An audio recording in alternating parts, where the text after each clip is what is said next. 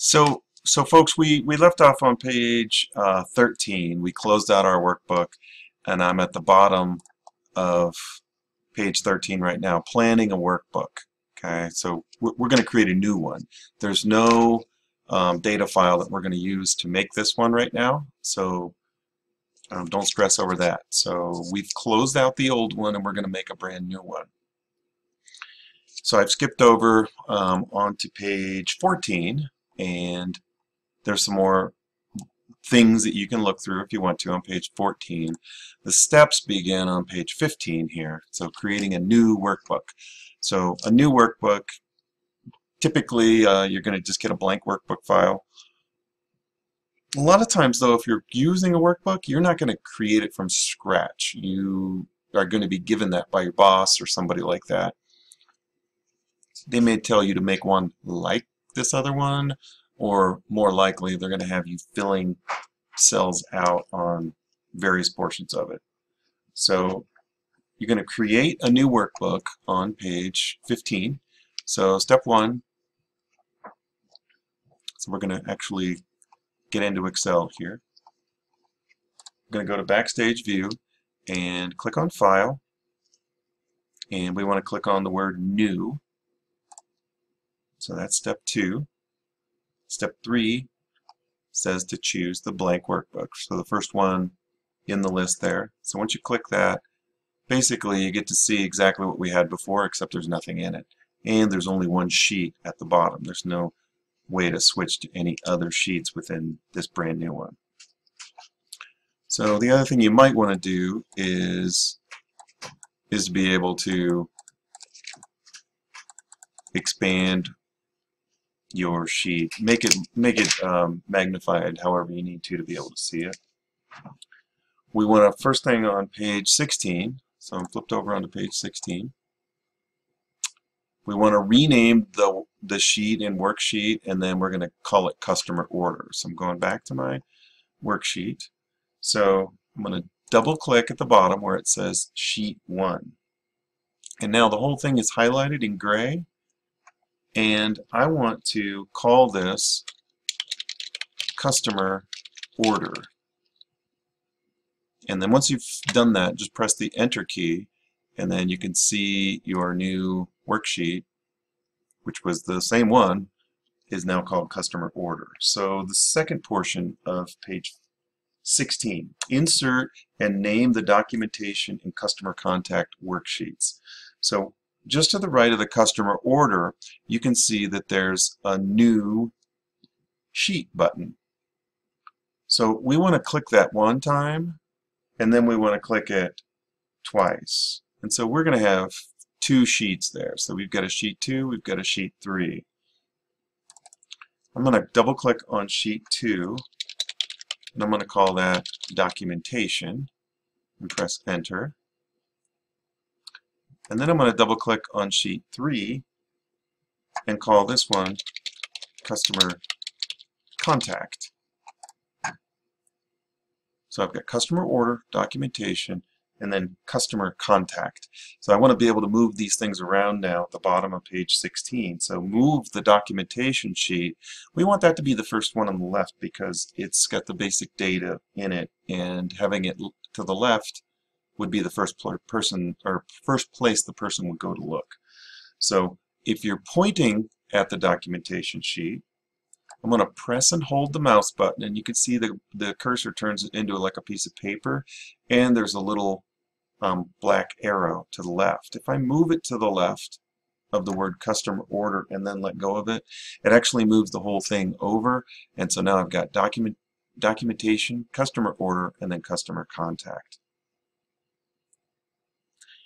And now if I right click on customer contact, you can see that a contextual menu shows up. They call it a shortcut menu. It's a contextual menu, and we want to click the delete button here. So we're going to get rid of that third sheet that we had made. So now we have documentation and customer order, and we're going to save it now.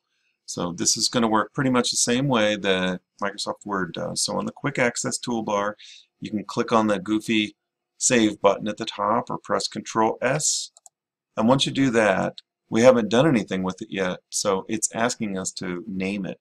So let's click on the computer, and we'll click on Browse, and let's put this into your student data files, wherever you store your student data files. So this is Excel, not Word.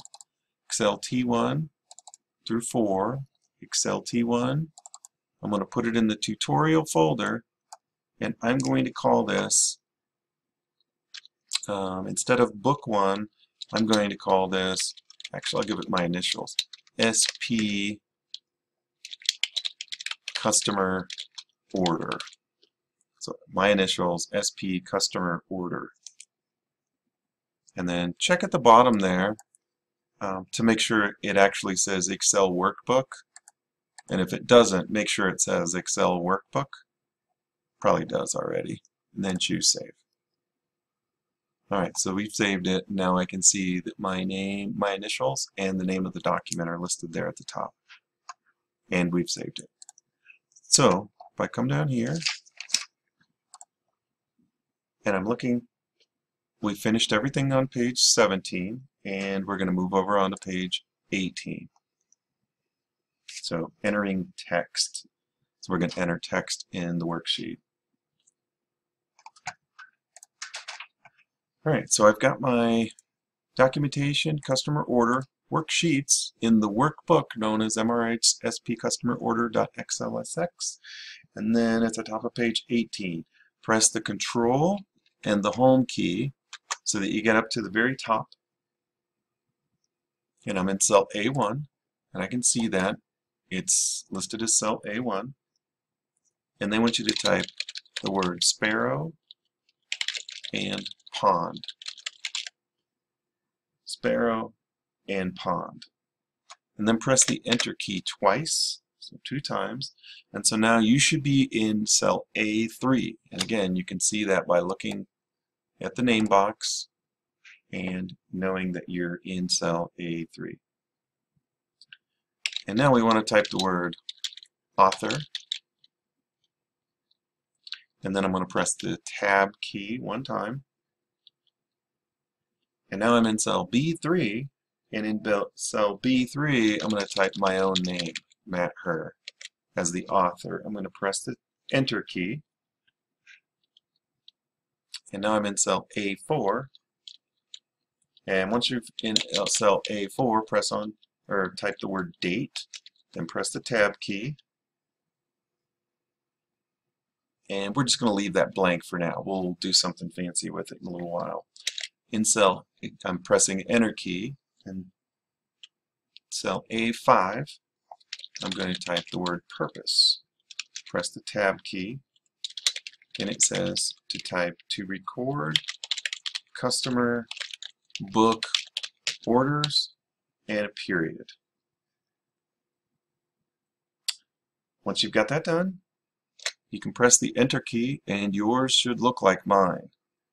Look at the image at the bottom of page 18 additionally, and that image should look real similar to what you just did. And so if I skip back to my Excel file, that's the way it looks. So we're going to move over on to page 19 now. Page 19, undoing and redoing an action. So this is going to be the same sort of thing that we found in Microsoft Word. So step 1 on page 19, top. On the Quick Access toolbar, click the Undo button, so the left facing arrow, or you can press the Control and the Z key. And if I press the Control key and the Z key, all the stuff that we type to record book orders goes away. And now we're going to type something a little bit different here. To record book orders from a sparrow and pond customer, period. And then press the Enter key. I'm at the bottom of page 19 now. Bottom of page 19. So we're going to edit text in cell A1. So I'm going to go back to my spreadsheet. Double click in cell A1. So double click kind of quickly. If you messed up, click over somewhere else. Double click in cell A1. Again, da-doom, da-doom. I'm clicking pretty fast.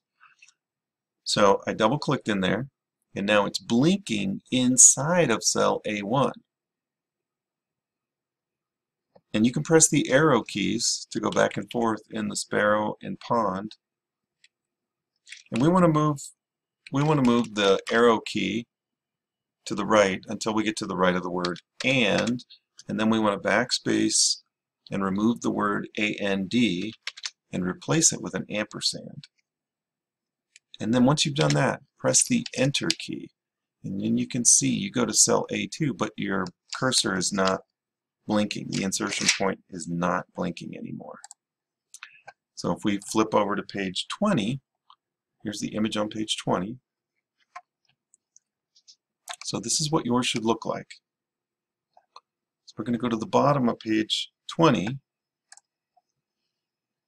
and we're going to click on Customer Order. So click on the Customer Order worksheet at the bottom. Make sure you've highlighted cell A1, and in cell A1 we want to type the word Customer Order as the worksheet title. Press the enter key twice. Now type the word ship to, and then press the enter key one time. And now in the range, A4 through A10, so I'm on step 4, enter the following labels, pressing the enter key after each entry. So watch what I do. So I type first name, press the enter key, last name, press the enter key, address, press the enter key, city, press the enter key, state, press the enter key, postal code, enter key, and then lastly I'm going to type the word phone, and I'm going to click on cell B4 to make it the active cell. So I'm in cell B4. Okay? Flip back to the book. We're moving over onto page 21. So we're going to do this typing in step 6. Alright, so let's go back to our sheet. I'm in cell B4. And it's telling you exactly what to type here. So we want to type in first name Tobias, press the enter key. Gregson, press the enter key. 412 Apple Grove Street, period, press the enter key. Nashua, press the enter key. NH for New Hampshire, press the enter key, and then the postal code is 03061. Press the enter key, and the phone is left parenthesis 603, right parenthesis space 555-4128, and I just pressed the enter key. So now click on cell B9. So we typed 03061, and there's a specific reason why that 0 got removed. When you do mathematics, you want to add 1 plus 2, you don't say 1 plus 2, you just say 1 plus 2, even if there's a 0 in front of it. Those leading zeros don't really matter. So you can also see with the we're in the postal code field in cell B9, and the postal code is right aligned. So it's pushed up against the right side of the column B. They want us to type an apostrophe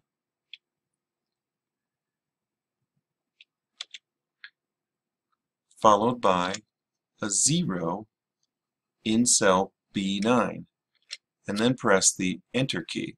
And what happens is now it's left aligned, not right aligned. Okay? And that means basically when you do that, you're telling it, don't treat this like a number, treat this like a word. So if I lived at 045 Apple Grove Lane, that might actually be my address. And it could actually be part of a name, like it could be Zero Street. So those really do exist.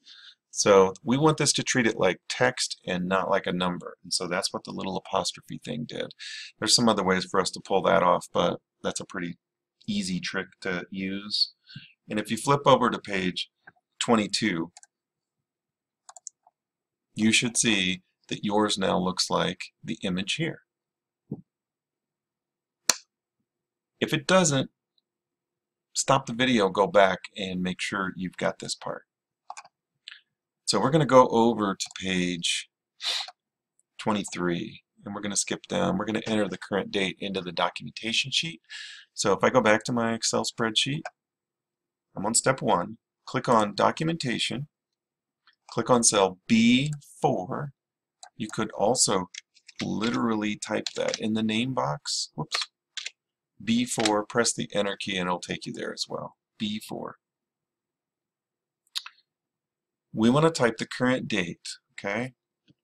To make it, we want to type the current date in the so month, number of the month. So let's say today is March, so 03 slash, whatever the date is, 09 slash 2016. So let's do that. So 03 slash 09 slash 2016.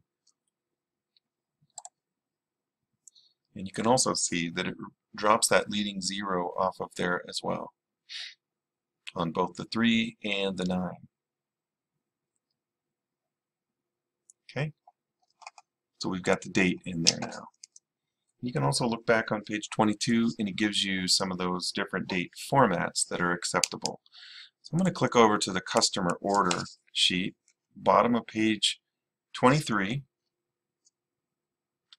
And then if you look here at the bottom of page 23, it gives you a list of a whole bunch of data that they want you to be able to type in there. So they want you to basically get all that data typed in there. Okay, flipping over to page 24, in the customer order worksheet, click on cell A12 to make it the active cell, then type ISBN in the column label. Okay, so let's do this, and then we'll go back and we'll enter the rest of that data. Okay, so following step 1 on page 24. So I got the customer order highlighted, and I'm going to click into cell A12. So I've got cell A12 highlighted. I'm going to type the word ISBN, all caps, press the tab key, and these are all going to be capitalized. I'm going to caps lock this, ISBN, then category, and then binding, and then tab, and then title, and tab, and then authors, and then press the enter key to go to the next row. So now I'm beneath where it says ISBN in cell A13.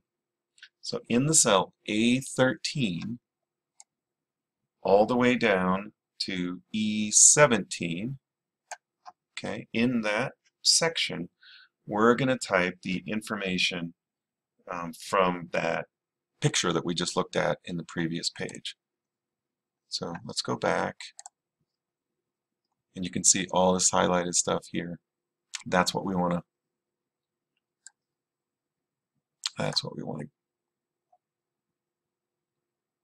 type now. I'm going to pause the video while I do the typing, and then once I've done my typing, you can do yours. Actually, I'll do one of these with you, and then I won't bore you with my poor typing skills. So I'm going to type 0-374-25385-4. Category tab is used. The binding is hardcover.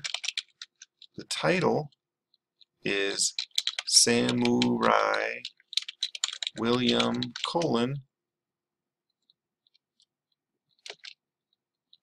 the Englishman who opened Japan. Tab. Milton, Giles,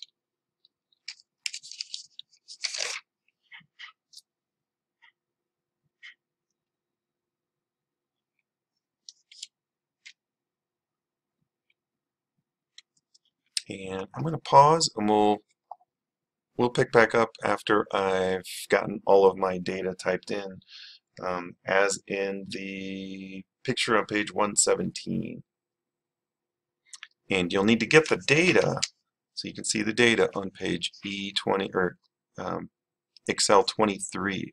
There's some additional price and quantity there. You can ignore that. Okay, so I've got a few of these things, and I'm going to do this last line here. So 0854-56516-7, tab, type the word new, type the word soft cover. You can see how it's predicting what I'm trying to type because I've already typed it before. Murder on the Links, tab, Christie, Agatha. Alright, so I've got all of my columns filled in like I had asked you to do, and the last thing we're going to do is we're going to add 2 more columns and put some numbers in there now. And if you look in your book, this is kind of messy. So we want to go to right to the right of the word authors and go into cell F12. We want to enter the word price. Oops, all caps price. Tab, and then type QTY. And then go down to cell F13 and type in $5.95 tab. And then there were 2 quantities. If I hit the enter key, I can add more. And the rest of those prices and quantities are listed back on page 23. So go to the bottom of page 23 and get the rest of that. So after the first line, then it goes to 24.95, tab 3, enter, $8.95, tab 1, enter, $3.75, tab 1, enter, $7.50, tab 2, enter. And now I've got all of my data entered in there, and if you look on page 25, so make sure you're on page 25, that's 24, it's not 25, and then yours should look very, very, very similar to this messy image on page 25. Okay, I'm going to stop this video and we'll pick back up on section 3. I'll make a third video here and we'll finish this current section out.